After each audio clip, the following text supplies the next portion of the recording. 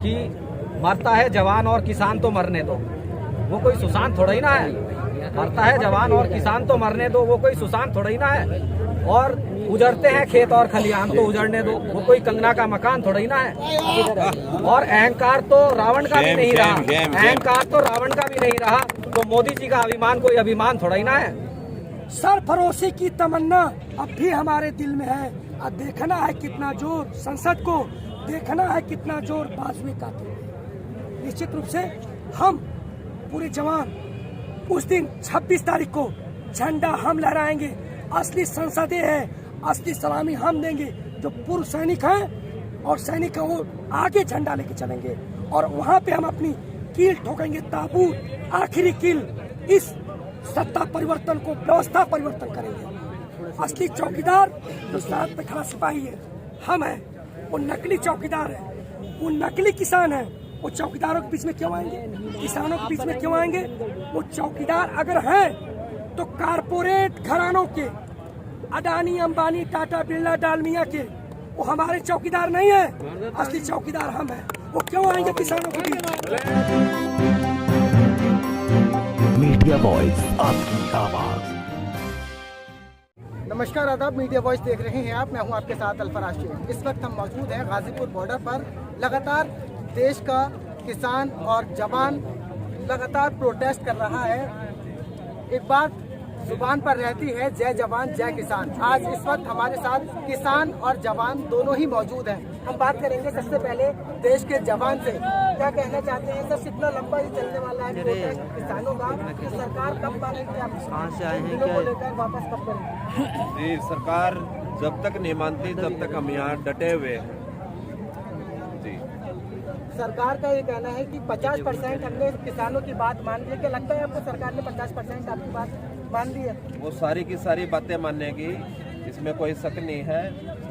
अभी सरकार फंसी हुई है क्योंकि अडानी और अंबानी इनसे चर्चा करने के बाद ये बिल उन्होंने संसद में लेके आए हैं। और अब पीछे उनके अडानी अंबानी है और सामने जवान किसान है।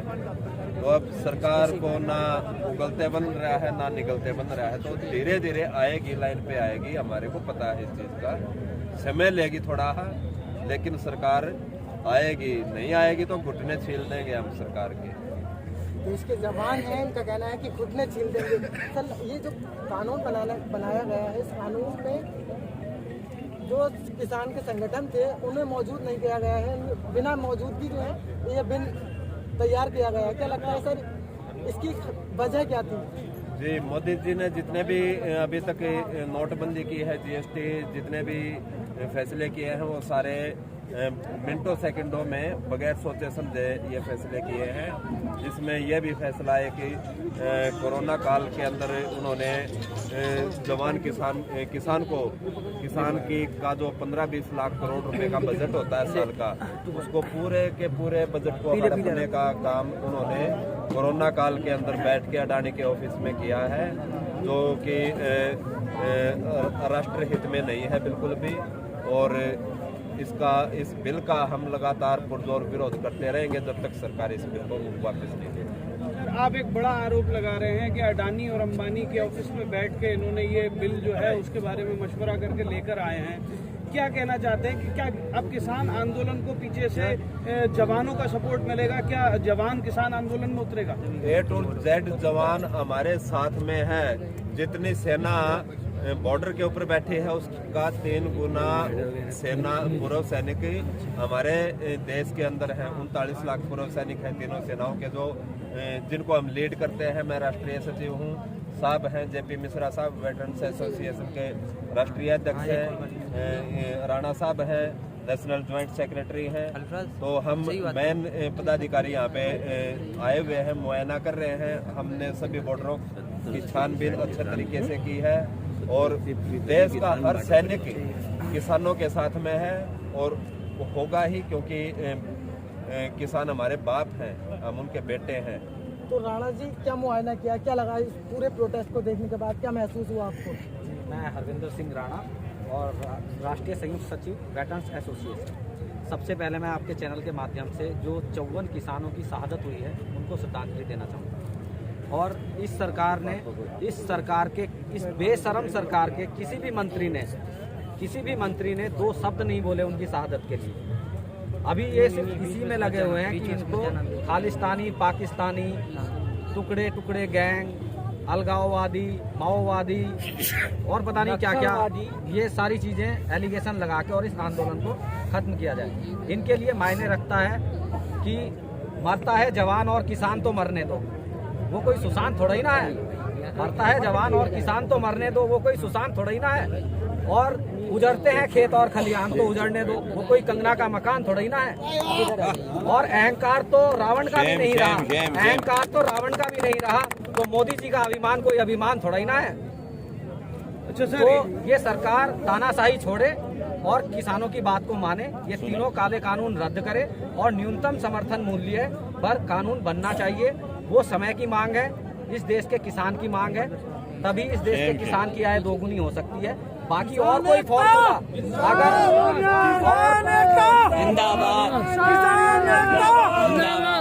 और कोई अगर कोई और फॉर्मूला इनके पास आय दोगुनी करने का है तो हम चैलेंज करते हैं पूर्व सैनिक कि हमें आप डिबेट में बुलाइए। जो भी चैनल है जो डिबेट्स में बुलाते हैं वो हमें डिबेट्स में बुलाइए और हमें भी एक बार बता दीजिए कि भाई ये फॉर्मूला है हमारे पास इनकी आय दोगुनी करने का। टीवी पर जो डिबेट होती है इससे कुछ हल, कुछ नतीजा निकलता है? यही जो डिबेट चलती है इसमें किसानों को ही खालिस्तानी और पाकिस्तानी में क्या क्या कहा जाता है?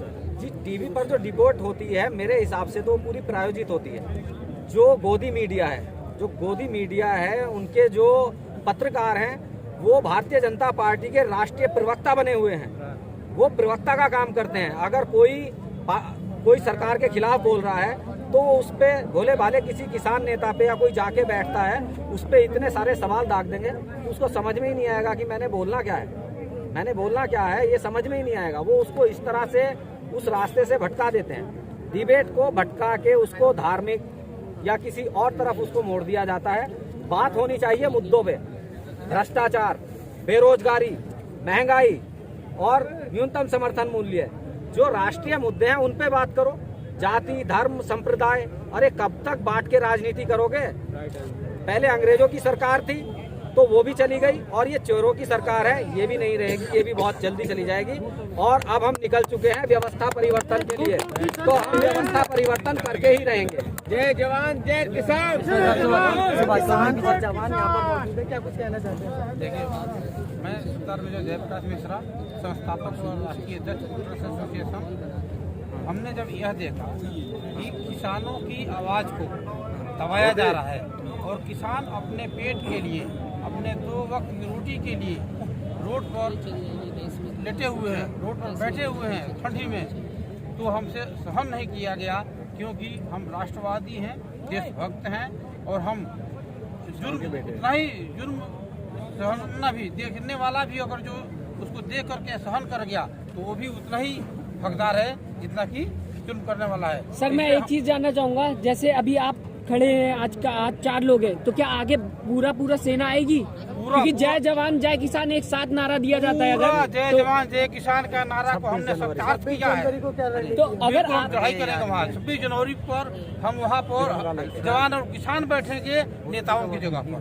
सबसे आगे हम चलेंगे झंडा लेके, सबसे आगे तिरंगा लेके हम फौजी लोग रहेंगे, उसके बाद हमारे किसान भाई फौजी जो है वो साथ रहेंगे 26 जनवरी को। बिल्कुल, सबसे पहले आज कश्मीर में जो इस आंदोलन के लिए ऊर्जा किया है, हालांकि हत्या गलत है, लेकिन फिर भी मत दफनाओ मेरी लाश को, मुझे उम्मीद है उनके आने की, हटा दो कफन मेरे चेहरे से, मुझे आदत है मुस्कुराने की। सरफरोशी की तमन्ना अब भी हमारे दिल में है, अब देखना है कितना जोर संसद को, देखना है कितना जोर बाजुए कातिल में। निश्चित रूप से हम पूरे जवान उस दिन 26 तारीख को झंडा हम लहराएंगे। असली संसदें है, असली सलामी हम देंगे। जो पूर्व सैनिक हैं और सैनिक हैं वो आगे झंडा लेके चलेंगे और वहाँ पे हम अपनी कील ठोकेंगे, ताबूत आखिरी कील, इस सत्ता परिवर्तन को व्यवस्था परिवर्तन करेंगे। देश के प्रधानमंत्री जय जवान, जय जवान, जय जवान, जय जवान। बिल्कुल वो क्यों यहाँ आएंगे? वो तो कारपोरेट कहते हैं कि मैं चौकीदार। मैं पूछता हूँ असली चौकीदार कौन? असली चौकीदार जो सड़क पे खड़ा सिपाही है, हम हैं। वो नकली चौकीदार है, वो नकली किसान है। वो चौकीदारों के बीच में क्यों आएंगे? किसानों के बीच में क्यों आएंगे?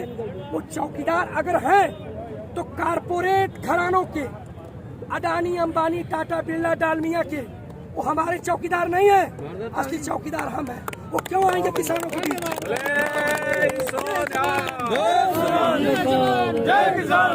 किसानों का किसान जाहिर है, आप देख रहे हैं किस तरीके से जवान और देश का किसान। क्या कहेंगे वीर जी आप? ये जो नरेंद्र मोदी गवर्नमेंट है, ये हमने गलत गवर्नमेंट को इलेक्ट कर दिया। हम लोग उस चीज़ की सजा पा रहे हैं। ये पूरा देश को बर्बाद करने के लिए तुला हुआ है, ड्रामेबाजी करता है। इसकी करनी और कथनी में अंतर है। जो कहते हैं वो करते नहीं है, जो करते हो कहते नहीं है। लेकिन अमित शाह तो कहते हैं 50 साल और राज करेंगे हिंदुस्तान के ऊपर। हम करेंगे, अगर ईवीएम मशीन चालू रही तो करेंगे। अगर ईवीएम मशीन चालू रही तो हो सकता है इनकी प्लेन हो, लेकिन लोग नहीं करने देंगे। सर किसानों की बात लोग करते सड़कों पे हैं, आगे नहीं करने देंगे। कहते हैं हमने किसानों सब कुछ दे दिया। मैं कहता हूँ कि स्वामीनाथन आयोग तो IAS उसने बताया क्या हमें दिया? C2 मिला हमें। अगर इसको कैलकुलेशन 2016 तक किया जाए तो जिस प्रकार से लोगों का जो तनख्वाह बढ़ा है, एक सरकारी कर्मचारी का 250%, थोड़ा सा इन नेताओं का 1000%, लेकिन एक किसान का स्वामीनाथन आयोग में है, उसका जो बढ़ना चाहिए 7,500 रुपए, क्या इन्होंने दिया? नहीं दिया। ये कहते हैं कि हम किसानों को सब कुछ, हमें स्वामीनाथन आयोग की रिपोर्ट लागू कर दें। ये संसद में बैठ करके टेंशन लेते हैं, कहते हैं हम गरीबों की सरकार है। आम आदमी की बात करता हूँ, लेकिन एक सरहद पे BSF, SSB, ITBP, CRPF, Assam rifles का जवान खड़ा है, उसको पेंशन नहीं है, उसके शहीद का दर्जा नहीं है। पुलवामा अटैक में काले कपड़े पहनकर गोल गोल चक्कर काट करके लाल लाल आंखें कर कह रहे थे शहीद, लेकिन वो जवान शहीद नहीं, मृतक है। क्या उनको शहीद दर्जा मिला? क्या उनके घर वालों को पेंशन मिला? नहीं मिला। ये झूठे हैं। इन्होंने ऐसे ही कहा था। सर मैं जानना चाहूंगा कि आप बोल रहे हैं पुलवामा हमले की बात कर रहे हैं आप, जी। लेकिन लगातार इसको लेके टीवी चैनल में दिखाया गया, उस पे स्ट्राइक भी की गई, पाकिस्तान पे हमला भी किया गया, तो फिर कैसे आप कह रहे हैं कि शहीद का दर्जा नहीं दिया? मैंने ये कहा हाँ। कि जैसे यहाँ पे बैठे नहीं, उनके घर वालों को पेंशन मिली। अगर आपके घर कोई शहीद हो जाता है, सरकार ने तो अपनी पीठ थपथपाई ना, तो वो गलत है ना। वोट लेने के लिए सुनिए, मैं एक मिनट, उन्होंने जनता को गुमराह किया ना, एक मिनट सर, जनता को गुमराह किया, लेकिन उनको पेंशन नहीं मिला, उनको शहीद का दर्जा नहीं मिला। आप भी चैनल वाले कहते हैं कि शहीद, लेकिन वास्तव में पैरा मिलिट्री फोर्सेस के जवान मृतक है। जब मैं मणिदेव चतुर्वेदी नहीं हूँ तो मुझे अलग नाम से क्यों पुकारेंगे? तो फिर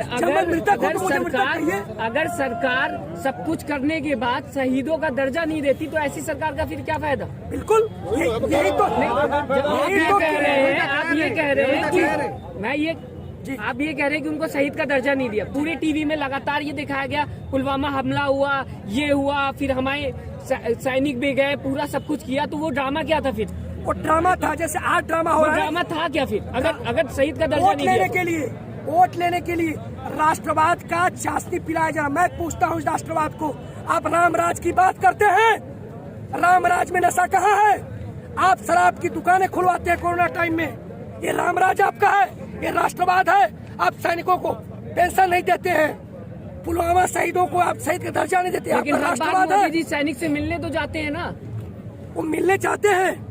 हाँ। वही तो है कि अगर हम काला कपड़ा, एक जो है, अगर जो सियाल होता है ना, अगर शेर की खाल ओढ़ लेगा तो क्या वो शेर हो जाएगा?